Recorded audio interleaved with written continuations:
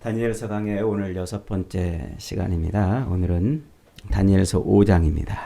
무너졌도다 큰 성 바벨론이여 라는 제목입니다.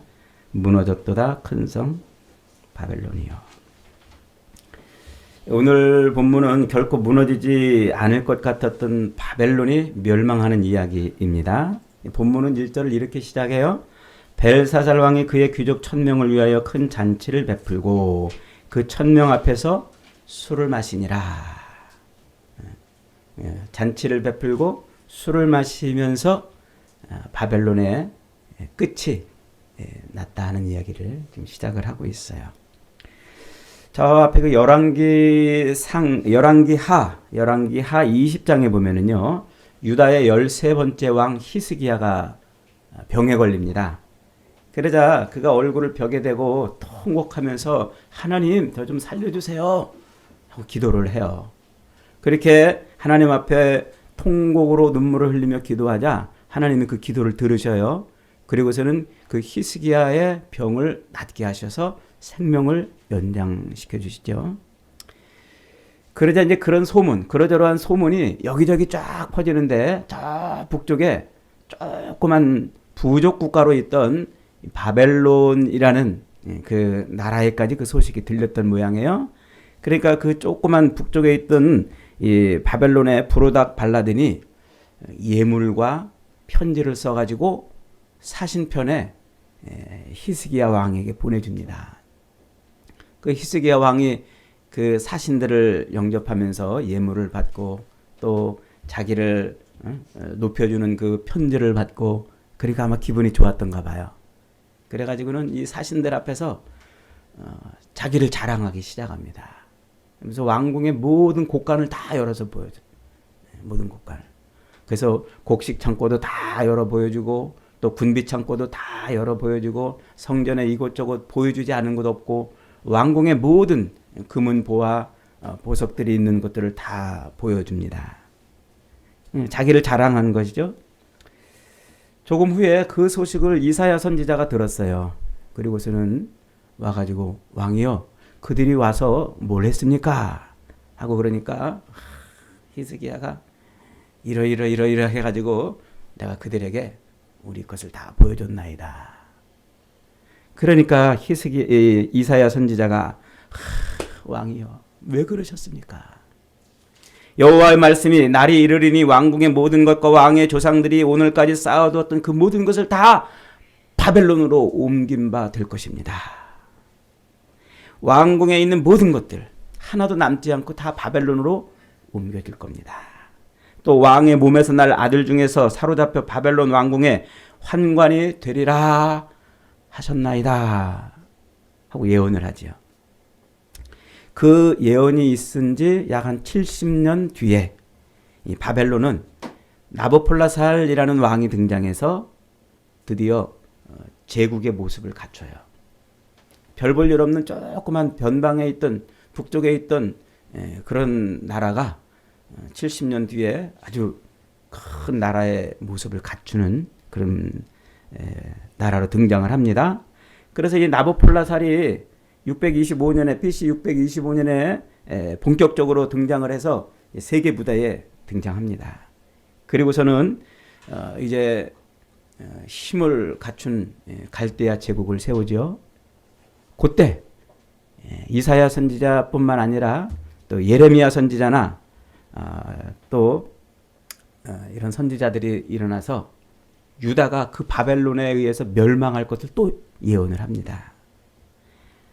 그리고 조금 있다가 BC 609년에 이제 드디어 바벨론이 아수르를 정복을 합니다.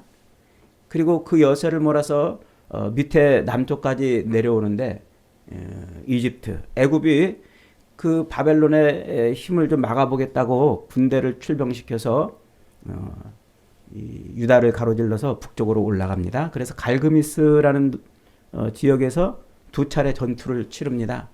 그런데 그 전투에서 애굽이 다 져버려요. 그러면서 BC 605년에 이 느부갓네살이 자기 아버지 나보폴라살과 함께 그 갈그미스 전투에 참전을 해서 이집트를 무찌르고서 팔레스타인을 장악하는 거예요. 이때 유다가 드디어 바벨론의 통치 아래 들어가는 거죠. 그 605년에 그런 승리를 거두고서는 느부갓네살이 자기 나라로 돌아갈 때 그냥 돌아가지 않고 예루살렘에 들려가지고 예루살렘을 탈탈 털어갑니다. 그래서 바벨론의 1차 포로가 그때 생기는 거예요. 다니엘이 이제 이때 605년에 1차 포로로 잡혀가는 때지요. 그렇게 유다 백성들 이 이사야의 예언이 있은지 유다 백성들을 향한 이사야의 예언이 있은지 100여 년쯤 뒤에 결국은 바벨론이 유다를 멸망시켜요. 그게 BC 586년입니다. 605년에 아버지와 함께 세계 무대에 등장했던 이 느부갓네살에 의해서 결국은 유다는 멸망하고 그리고 바벨론 시대가 되는 거예요. 느부갓네살은 BC 562년에 죽을 때까지 약 한 43년간 바벨론을 통치합니다. 그가 죽은 다음에 그의 아들 에월 무로닥이 2년간 왕으로 통치를 합니다. 그러다가 그의 매형 느부갓네살의 사위죠. 그의 매형한테 왕자리를 뺏겨요. 그래서 매형 즉 느부갓네살의 사위인 네릿그리살에게 느부갓네살의 아들이 암살을 당해서 왕자리를 뺏깁니다. 그리고서는 이 네릿그리살이 4년을 또 통치해요. 그러다가 BC 556년에 네릿그리살이 전쟁에서 갑자기 죽어버려요.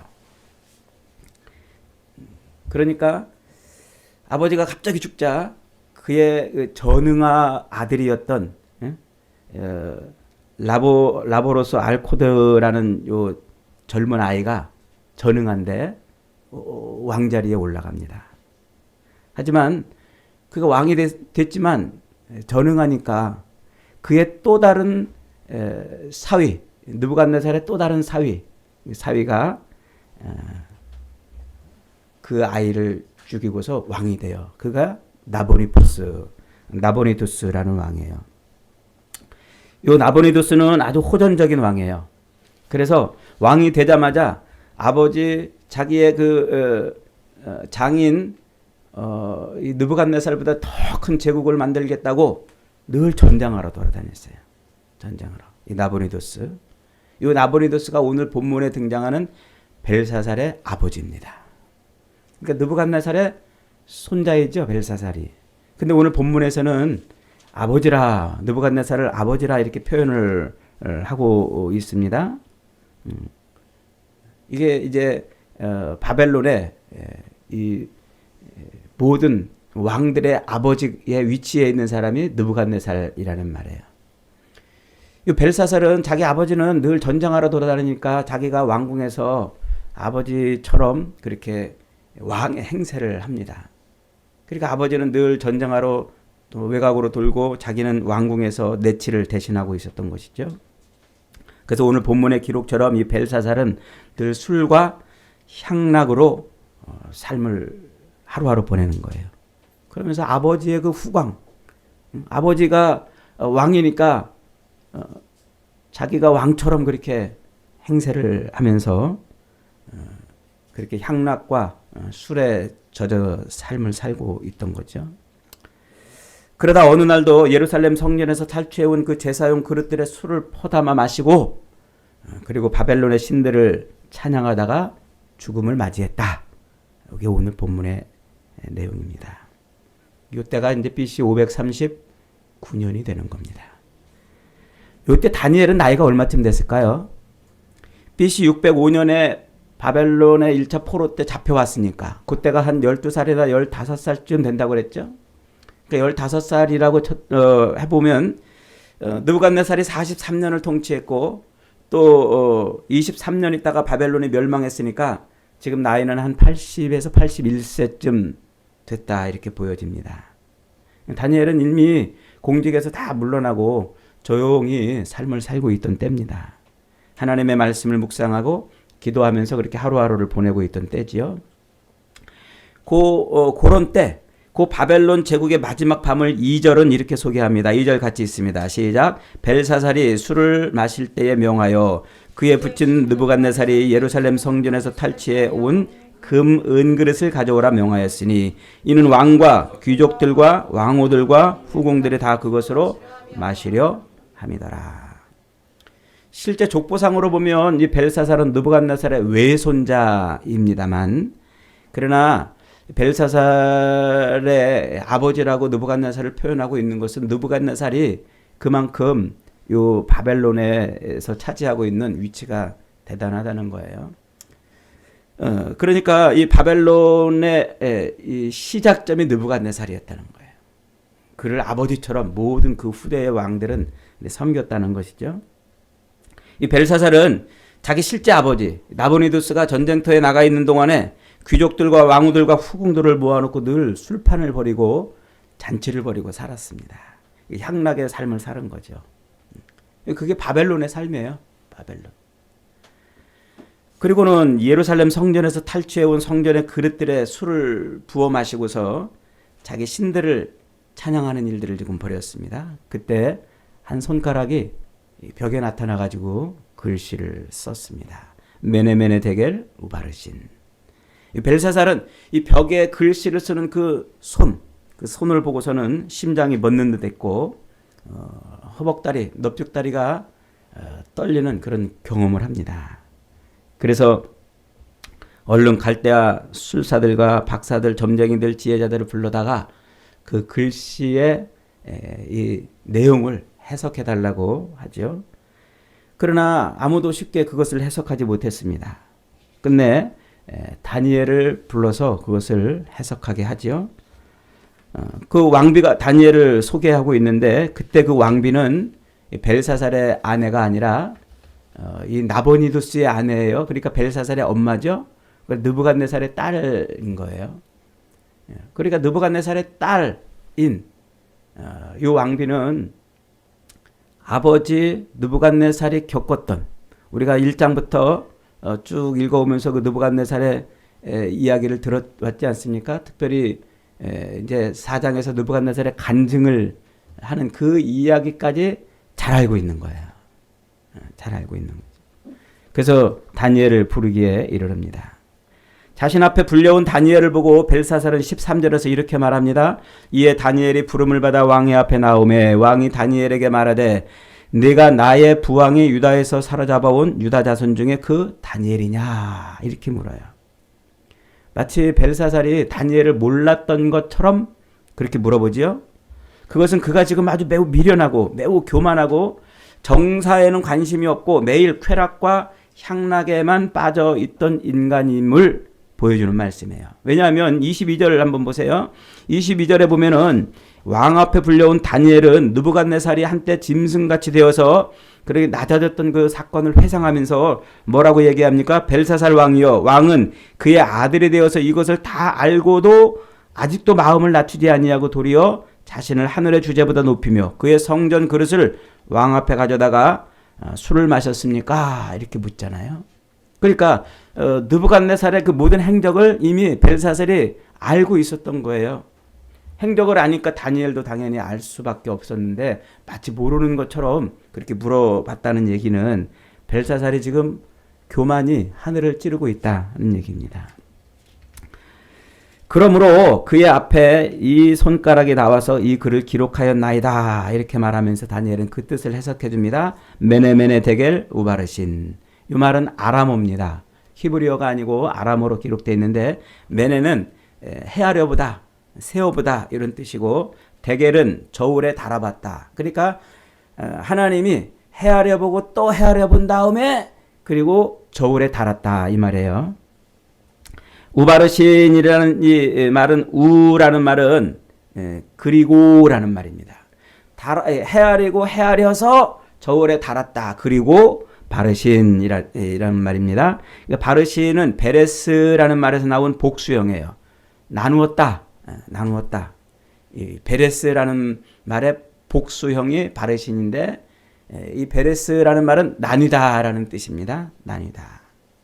그러니까 이 다니엘의 해석은 뭐냐면, 하나님이 이 바벨론을 헤아려보고 또 헤아려보고 그리고서는 저울에 달아봤다는 거예요. 끝내 그리고 어떻게 했다고요?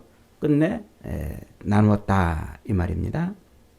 요 나누었다 이 말은 그냥 이렇게 둘로 쪼갰다 이 말이 아니고 아주 조각을 냈다 이런 의미예요. 조각을 냈다.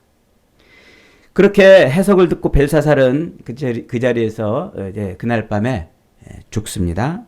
그리고 이제 메대 사람 다리오가 바벨론을 정복하고 새로운 나라의 통치자가 되었다. 이렇게 오늘 본문이 끝내고 있어요. 이것은 어느 날 갑자기 이루어진 것이 아니에요. 그런데 이미 예레미야 51장에 보면은 예레미야에게 말씀하신 대로 밤중에 예레미야가 이제 51장에 뭐라고 예언하냐면 밤중에 연회할 때 잔치를 베풀 때 바벨론이 멸망할 것이라고 이미 예레미야가 예언을 했어요. 예레미야 51장 37절에 보면 바벨론이 돌무더기가 되어서 승냥이의 거처와 혐오의 대상과 탄식거리가 되고 주민이 없으리라. 그들이 다 젊은 사자같이 소리지르며 새끼 사자같이 으르렁거리며 열정이 일어날 때에 내가 연회를 베풀고 그들이 취하여 기뻐하다가 영원히 잠들어 깨지 못하리라. 여호와의 말씀이라. 그리고 51장 57절에서도 이렇게 말합니다. 만군의 여호와라 일컫는 왕이 이같이 말씀하시되 내가 그 고관들과 지혜 있는 자들과 도백과 태수들과 용사들을 취하게 하리라. 그러니까 술에 취해서 그 바벨론의 그 고위 고관들이 술에 취해서 이제 망할 것이다. 영원히 잠들어 버릴 것이다. 이렇게 이제 말씀하고 있어요. 그러면서 이제 바벨론의 성벽은 회파될 것이고 그 높은 문들은 불에 탈 것이고 백성들의 수고는 헛될 것이고 그 바벨론 민족의 수고는 다 불탈 것이다. 이렇게 예언을 하죠. 근데 이 바벨론 성벽은요. 높이가 90m 되는 성벽이에요. 그리고 너비가 마차 3대가 동시에 진행할 수 있을 정도로 이렇게 굉장히 폭이 넓은 그런 성벽이 90m 정도. 그리고 넓이가 25km, 25km, 25km, 25km, 100km, 둘레가 100km나 되는 그런 거대한 성이에요. 그 성은 또 그 성벽 아래로 해자, 물을 담아가지고 감히 외부에서는 침략할 수 없는, 무너뜨릴 수 없는 난공불락의 성이었어요. 그 난공불락의 성이기 때문에 무너지려면 어떻게 됩니까? 결국 그 안에서 뭔가 무너지지 않으면 안 되는 거예요. 예레미야 선지자는 하나님께서 자기에게 보여주신 대로 그 바벨론, 이스라엘 백성들을 포로로 잡아가고 결국은 성전을 허물어버린 그 바벨론이 어떻게 될 것이다? 스스로 무너질 것이라고 예언을 했다는 말이죠. 그래서 오늘 본문에서 다니엘은 이 벨사살과 이 바벨론의 비극을 초래한 그 원인을 정확하게 지적해주고 있어요. 18절부터 24절에 보면 바벨론 이 다니엘의 그 글자를 해석하기 전에 이렇게 말합니다. 그것은 다 벨사살이 하나님 앞에 뭐 했기 때문에? 범죄했기 때문이라 이렇게 말해요. 23절 한번 같이 읽어봅니다. 23절 시작.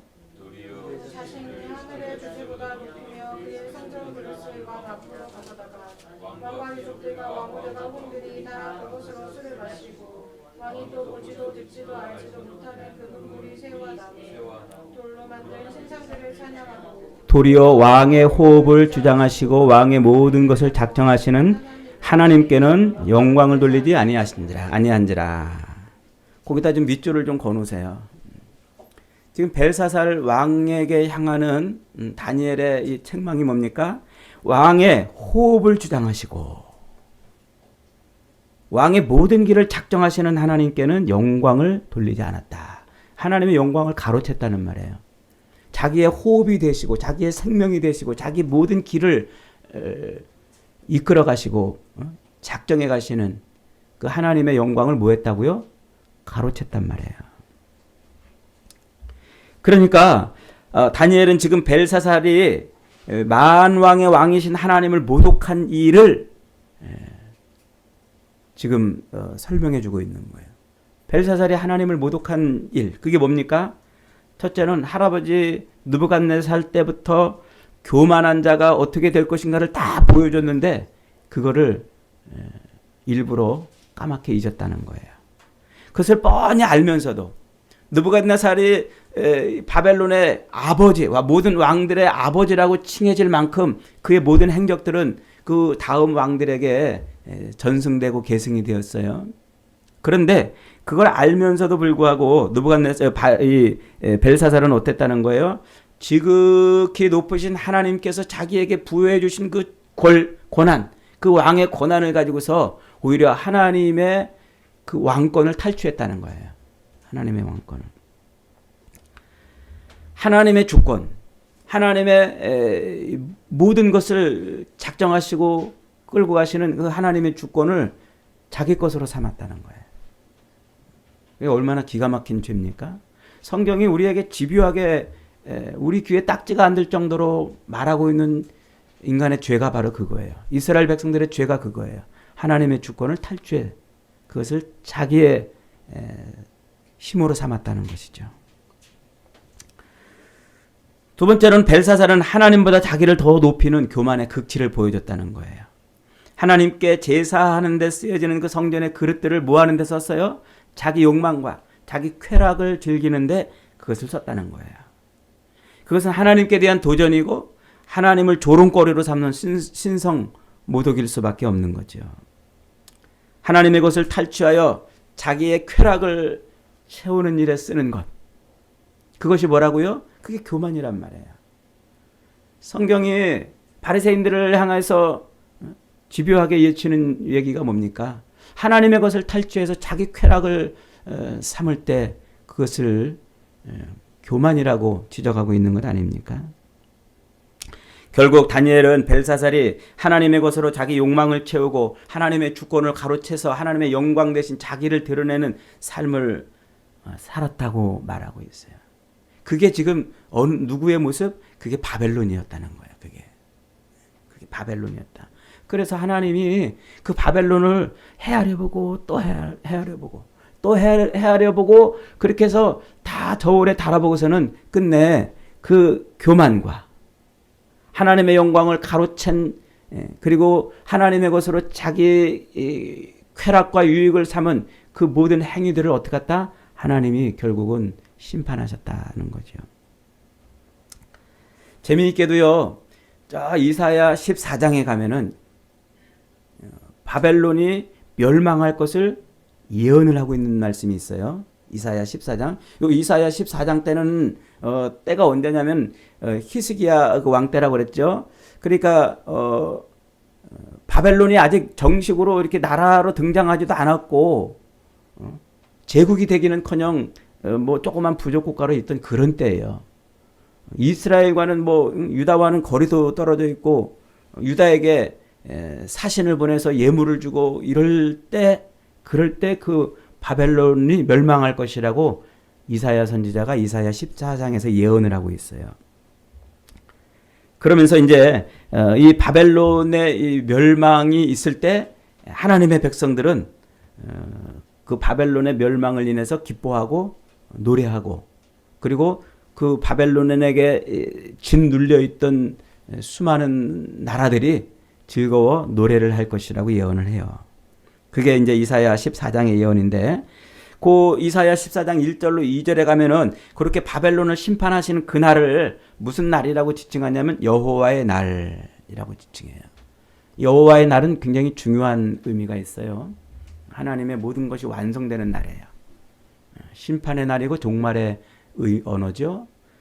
그래서 이 여호와의 날에 하나님께서 이스라엘을 다시 회복시켜요. 어디로부터? 하나님의 것을 탈취하고 하나님의 영광을 가로챘던 그 모든 바벨론으로부터 하나님의 백성들을 회복시키는 날이란 말이에요. 그래서 하나님의 백성들은 세상을 다스리는 자리에 다시 올라가고 하나님을 예배하는 자리로 다시 가는 거예요. 근데 그날이 되면 하나님의 백성들 곧 이스라엘은 멸망하는 바벨론을 향하여서 비웃을 것인데 그 비웃음의 노래가 4절부터 이사야 14장 4절부터 7절인데 야 웬일이냐 저 폭군 바벨론이 꼬꾸라지다니 너의 분노가 그렇게 그치다니 화를 내며 백성들을 억누르고 또 억누르고 정복한 민족들을 억압해도 막을 사람이 없는 것 같더니 어떻게 된 일이냐 네가 그렇게 한순간에 무너지다니 이렇게 노래를 해요. 그러면서 8절에 보면은 향나무와 레바논의 백향목도 바벨론이 망하는 것을 즐거워한다 그래요. 야, 이제 바벨론이 무너졌으니 우리를 베어갈 자들이 없구나. 바벨론이 그렇게 향나무와 또 레바논의 백향목을 베어갔다는 얘기는 이게 은유적 표현이에요. 자기들의 그 욕망과 자기들의 그 권세를 위해서 주변 나라들을 탈취해 갔다는 것을 말하는 거예요. 야, 이제 바벨론이 무너졌으니까 우리를 베어갈 자가 없겠구나. 이 바벨론이 이 세상에 있는 동안 그렇게 자기들의 욕망을 채우고 자기들의 쾌락과 즐거움을 위해서 수도 없이 주변 나라들을 그렇게 억누르고 또 하나님의 백성들을 탈취해 갔던 그 모든 것들을 이제 끝내는 때가 된다는 거죠. 그러면서 또 누가 비웃음의 노래를 하는가 하면 세상 모든 통치자들 그러니까 이 바벨론이 죽기 전에 먼저 죽은 이 세상 모든 통치자들이 어디에 가서 이 소식을 듣냐면 스올에 들어가요. 스올에. 그 스올에 들어가 가지고 바벨론이 멸망했다는 소리를 들어요. 그래서 이제 그 스올에 들어가 있는 세상의 통치자들이 바벨론이 멸망했다는 소리를 듣고서는 뭐라고 반응을 하냐면, 야, 바벨론 너도 별 수 없구나. 너도 결국 우리와 똑같은 신세가 되었구나. 네가 평소에 내가 가장 하늘 높이 올라가겠다. 나는 하나님보다 더 높은 곳에 보좌를 두고 그렇게 모든 것을 통치하는 자리에 올라가겠다. 그렇게 말하더니 그게 뭐냐? 네 꼴이 그게 뭐냐? 너도 결국은 우리랑 똑같은 신세가 되었구나. 이렇게 이제 스올에 들어가 있는 세상 통치자들이 그 소식을 듣고 노래를 그렇게 한다고 그래요. 그러면서 그들 그 스올에 들어가 있던 자들이 그 바벨론을 뭐라고 부르냐면 이사야 14장 12절에 야, 너 아침의 아들 계명성아 이렇게 불러요. 너 아침의 아들 계명성아. 이 계명성이라는 말은 우리말로 샛별이라는 말이죠. 이 학술적 용어로는 금성이에요. 수금지화목도 천해명 할 때 이제 그 금성. 그래서 새벽에 보면 이렇게 제일 반짝반짝하는 그 별, 그걸 샛별이라고 이제 우리가 부른단 말이에요. 그걸 한자로 뭐라고 불러요? 계명성 이렇게 부른단 말이에요. 이게 히브리어로 이 계명성이라는 말은 빛의 운반자라는 뜻이에요. 빛의 운반자. 혹은 빛나는 것 이런 뜻이에요. 이 라틴어 음력에서 온 라틴어로 이것을 이 히브리어 음력을 라틴어로 뭐라고 표시하냐면 루시퍼 이렇게 표현해요. 루시퍼. 그러니까 히브리어가 이제 라틴어로 이렇게 이제 로마 시대에 건너오면은 라틴어로 언어가 이제 바뀌잖아요. 그때 그 계명성아 할 때 그 말을 뭐라고 부른다고요? 루시퍼 이렇게 부른단 말이에요. 그 영어에 이 전구의 그 밝기를 나타내는 단위가 룩스 그러잖아요. 이 몇 룩스 그게 이제 그 밝기를 나타내는 그 단위가 그 말에서 왔어요. 루시퍼 빛나는 것에서. 이 바벨론을 지금 뭐라고 부른다고요? 루시퍼라고 부르는데 그 루시퍼를 우리는 뭐라고 부르냐고 하냐면 사탄이라고 부르잖아요. 루시퍼를 사탄이라고 불러요. 왜 루시퍼를 사탄이라고 부를까요? 이것은 이제 그 노아의 증조 할아버지 중에 노아의 그 조상 중에 증조 할아버지가 죽음을 맞지 않고 죽은 할아버지가 계세요. 누구죠? 에녹. 이 에녹서라는 위경을 써요. 이제 성경에는 들어와 있지 않은 그런 이야기들을 이제 써는 것들이 이제 위경이라고 말하는데 그 에녹이 자기가 쓴 그 에녹서에 보면은 하나님이 천사들을 만들었는데 그 천사 중에 하나가 하나님께 반역해서 타락을 했다고 기록을 해놔요. 그러면서 이제 이 세상을 만들기 전에 영적인 세상을 하나님이 먼저 창조하시고 그 영의 세계를 통치하도록 그리고 이 눈에 보이는 이 천지 만물의 세계, 이 천지 만물의 세계와 그 영의 세계를 왔다 갔다 하면서 하나님의 명령을 수행할 천사를 만드는데 그 천사 중에 하나가 하나님을 배반했단 말이에요. 반역을 했단 말이에요. 그래서 하나님께서는 그 천사에게 이제 징계를 내리셔요. 그 하나님의 징계를 받아서 패대기 쳐진 그 천사를 에녹서가 루시퍼라고 그래요. 루시퍼.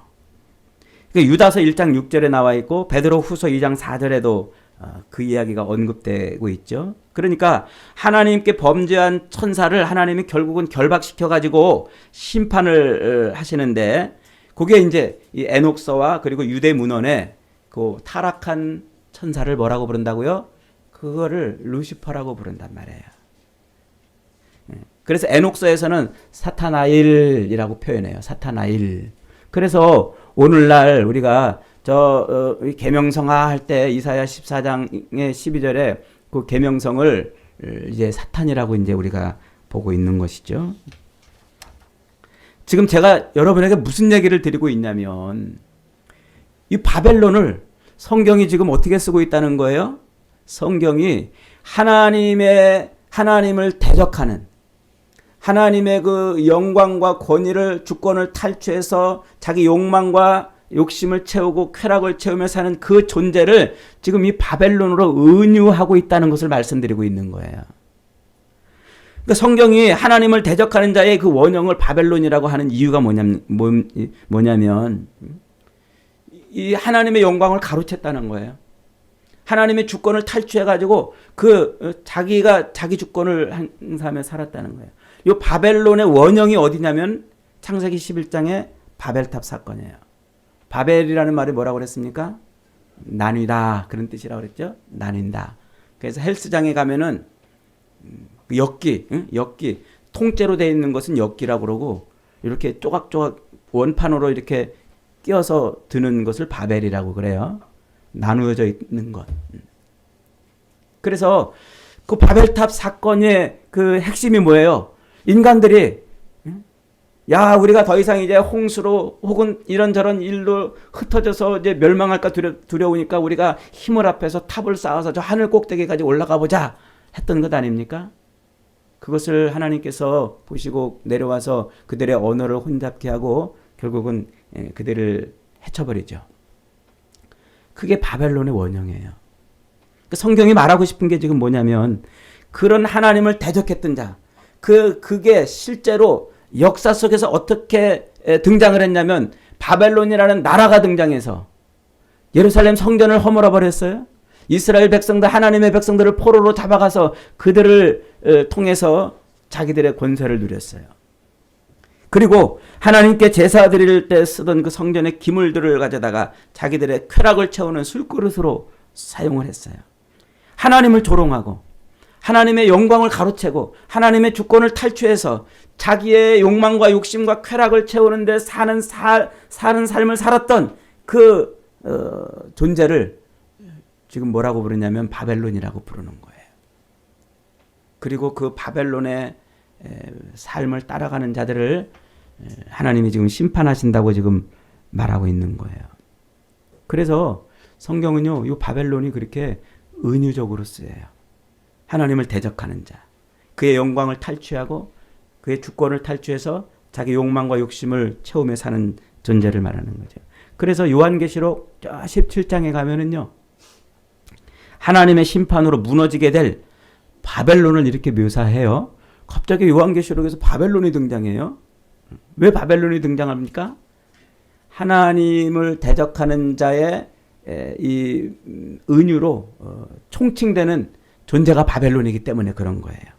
계시록 17장 3절로 5절에 보면, 곧 성령이 나를 데리고 광야로 가니라. 내가 보니 여자가 붉은 빛 짐승을 탔는데 그 짐승의 몸에 하나님을 모독하는 이름들이 가득하고 7머리와 10뿔이 있으며, 그 여자는 자줏빛과 붉은 빛 옷을 입고 금과 보석과 진주로 꾸미고 손에 금잔을 가졌는데 가증한 물건과 그 음행에 더러운 것들이 가득하더라. 그 이마에 이름이 쓰여져 있는데 비밀이라 큰 바벨론이라 땅의 음녀들과 가증한 것들의 엄이라 그랬어요.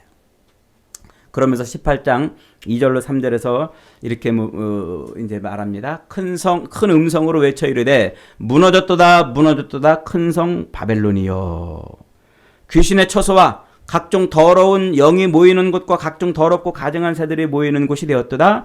그 음행의 진노의 포도주로 말미암아 만국이 무너졌으며 또 땅의 왕들이 그와 더불어 음행하였으며 땅의 상인들도 그 사치의 세력으로 치부하였다 하더라. 요한계시록에서 바벨론이 멸망을 하는 거예요. 근데 그 바벨론의 그 행태가 뭐냐면 그들의 행태는 각종 귀신의 처소와 더러운 영이 모이는 곳이고 음행의 포도주로 말미암아 모든 사람들을 뭐하게 했다? 그 음행의 포도주에 취해서 음행하게 했다. 그때 말하는 음행은 간음하는 음행이 아니에요. 하나님이 아닌 다른 것을 섬기는 것을 말해요. 우상을 섬기는 것이죠. 자기 욕망과 자기 욕심과 자기 쾌락을 위해서 하나님의 주권을 탈취하고 그 은혜를 망각해버리고 그리고 그 하나님의 것으로 자기를 위해서 하는 그 모든 삶, 그것이 뭐냐면 그것이 음행이에요. 그것이 우상숭배인 거예요. 그게 바벨론에 사로잡힌 사람들의 삶의 특징이라 말하고 있는 거예요. 그러니까 요한계시록에서는 이 말세에 그 바벨론, 음녀가 뭐 한다고요? 사람들을 사로잡아서 그런 음행하는 삶을 살게 만든단 말이에요. 그래서 그 음행하는 삶을 살게 만드는 그 존재를 하나님이 어떻게 하신다? 완전히 다 멸하실 것이다.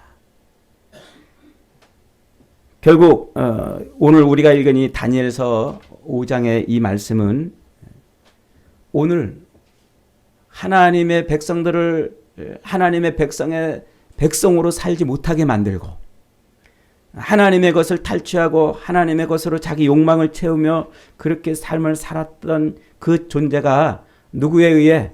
하나님에 의해 결국은 무너질 것이다 말하고 있는 거예요. 그 바벨론이 로마 역사 속에서 때로는 로마로 표현되기도 하고 때로는 이런저런 세상의 권력으로 표현되기도 하고 때로는 수많은 그런 하나님의 사람들을 위협하는 그런 것으로 등장을 한다고 지금 말하고 있는 겁니다. 성경은 이렇게 음행의 더러운 것과 탐하는 것, 그 우상숭배, 하나님이 아닌 것으로 자기 욕망과 쾌락을 채우며 사는 삶을 하나님은 내버려두지 않으신다 이렇게 말씀하고 있습니다. 바벨론에 멸망하던 그 밤에 바벨론은 지금 뭐하고 있었다고요? 술에 취해 하나님의 것으로 자기 쾌락을 즐기고 있었던 거예요. 예수님께서는 세상 끝에서 당신이 재림하시기 직전에 세상을 뭐라고 소개해주고 있느냐면 마태복음 24장 37절로 39절에서 이렇게 말합니다. 노아의 때와 같이 인자의 임함도 그러하리라. 홍수전에 노아가 방주에 들어가던 날까지 사람들이 먹고 마시고 시집가고 장가가며 홍수가 일 때까지 사람들이 그렇게 자기 쾌락과 즐거움을 위해서 사는 삶을 멈추지 않았다고 말하고 있어요. 누가복음 21장에서는 이렇게 말씀하십니다. 너희는 스스로 조심하라. 그렇지 않으면 방탕함과 술취함과 생활의 염려로 마음이 둔하여지고 뜻밖의 그날이 덫과 같이 너희에게 임하리니 이 날은 온 지구상에 거하는 모든 사람에게 임하리라. 그러므로 너희는 장차 올 이 모든 일을 능히 피하고 인자 앞에 서도록 항상 기도하고 깨어있으라 하시니라. 여러분, 지금은 말세입니다. 악한 음녀 바벨론이 하나님의 백성들을 움켜쥐고서 그들을 하나님에게서 떠나가게 하고 하나님의 것으로 자기 쾌락을 삼고 하나님의 영광을 가로채어 자기 영광을 삼게 하려고 하는 이런 악한 영이 판치고 있는 말세예요. 그래서 성경은 집요하게 우리에게 뭐라고 말씀하고 있어요? 깨어있으라, 깨어있으라 말씀하고 있지 않습니까? 여러분, 우리가 이 악한 영의 이런 세력들을 무시하면 안 돼요. 에이, 악한 영이 어디 있어? 이렇게 넘어가면 안 돼요. 베드로 사도는 우리에게 뭐라고 말씀하고 있습니까? 마귀가 우는 사자처럼 삼킬 자를 두루 찾아 다니는 때라고 말씀하고 있지 않습니까? 그 마귀는 이런 모양 저런 모양으로 시대에 따라 상황에 따라 언제든지 모습을 바꿔서 우리에게 오는 거예요. 그리고 무엇을 위해서? 하나님이 아닌 다른 것을 기대고 자기 삶의 쾌락과 자기 즐거움을 이 땅에서의 그 자기 삶을 위해서 하나님이 아닌 다른 것을 기대고 살게 만드는 거예요. 아니, 하나님의 것을 탈취해서 자기 쾌락과 즐거움을 채우며 살도록 그렇게 만드는 거예요. 결국 그런 자들은 하나님이 어떻게 하신다고요? 심판하신다 말씀하고 있습니다. 여러분, 예수님이 마지막 겟셋마네 동산에 올라가서 기도하실 때 마지막 말씀이 여러분 기억나십니까? 시험에 들지 않게 깨어 기도하라. 시험에 들지 않게 깨어 기도하라. 우리가 이 마지막 때에 정말 이 바벨론의 영향 아래서 하나님이 아닌 다른 것을 섬기며 살까 정신 차리지 않으면 우리도 멸망의 자리에서 벗어날 수가 없어요. 그러므로 어떻게 해야 돼요? 늘 깨어 기도하고 늘 말씀에 사로잡혀야 되는 것입니다. 여러분, 하나님께서는 지금도 살아계십니다. 우리의 모든 호흡을 주관하십니다. 하나님은 우리의 모든 삶을 작정해 가시고 이끌어 가십니다.